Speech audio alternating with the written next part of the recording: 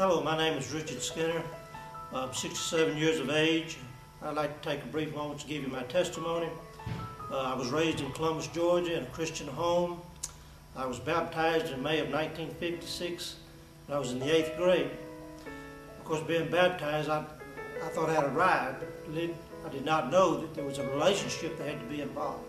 So when I got into high school, I began to get with the wrong crowd, doing things I wasn't supposed to be doing, and doing things that it was an embarrassment to my family and an embarrassment to me. I would have been locked up 3 times before the age of 21. They were all misdemeanors, but never any felons, but it was enough to bring embarrassment to the family, which I regret to this day. But I know that God forgives. After that, I feel like I should get back in church, which I did. I started going back to church, but I got involved with softball, and that became my priority in life. It was not going to church. So I would play softball like from March till September. We would travel all over the southeastern tournaments playing, and that became like an idol to me. Like it came first in my life. I did this for about 7 or 8 years, and then I found out that that was not the thing to be doing. So I found my wife, Faye, at where I worked at the mill that I worked in Columbus. Faye and I had 2 children. It was Jamie, and she was our only girl, and we had Billy, who was our only son. Faye and I, then we moved to Macon because there was a change in my job. I was transferred over here, and the job that I had required me to travel. I did this for several years, and then we got the report that our daughter, Jamie, at 14 years of age, she was diagnosed with a malignant brain tumor. This tumor that she had was the only one that had been diagnosed in a female in Middle Georgia. So therefore they had to call around to all the leading cancer research centers to find out how to treat this tumor. So what it led to was an operation, 35 treatments of radiation, of which Jamie never asked why this sickness came upon her. She attended First Assembly for 4 or 5 years before we even came here.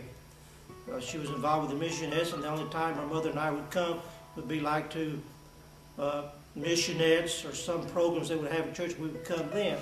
I found out then when she was diagnosed with this tumor, I thought I could handle this in man's sight. I thought I was strong enough, but I found out one day at the medical center that I was not strong enough. I humbled myself, and I got on my knees and broke down and cried and asked God to come into my life, to redirect my life, and to give me purpose in life.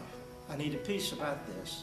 I was in the medical center. When I left that day, I had peace that I never felt before in my life. The peace of God that passeth all understanding. And this was in February of 1981 when she was diagnosed with the tumor. And and for 2 years, she lived with this, never asking why. And then when she passed away, her last audible words to her mother and I was I'm going home. I want to go home. Jamie served the Lord with all of her heart. She'd been baptized in the Holy Spirit. She was faithful to this church. I rededicated my life at the hospital that day. What had happened was when I broke down and cried, I went outside because I felt like Satan was just beating me up about this, giving me all the negative thoughts that he could possibly put into my head.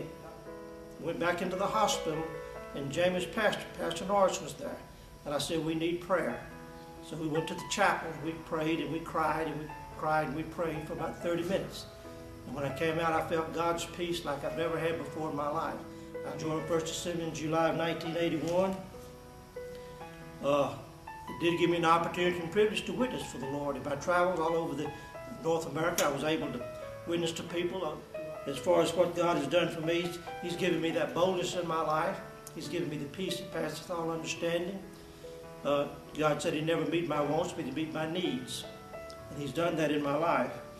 And as far as the physical healing in my life, I was checked out by 3 different doctors on 3 different EKGs, 3 different machines of having a problem in my heart because I had passed out driving down in St. Augustine, Florida while on vacation. My wife was with me, thank the Lord. She grabbed the wheel and I come back to where I was at. That's when we had the test run. After the test, they found out that I needed to have an ablation, which is a procedure they go into your groin, go into the heart, and they give it an electrical shock.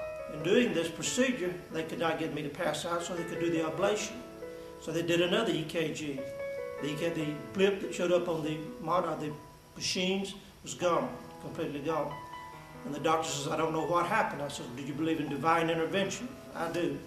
And I know that God healed me of this heart problem at that point in time. Another incident in my life, I know God was in control, was an individual crossed the center line on the highway, hit me head-on in a head-on collision. He totaled my car out. The only scratch I got was from the airbag when it went off. I know God had his hand upon me at that time.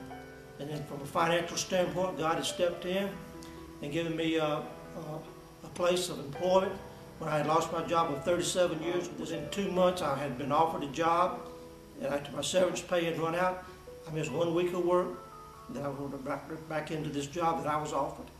So God, sometimes the door may close, He opens the door somewhere else, which He has done in my life. I praise God for it, but I give Him all the credit in my life for being what I am today. Thank you.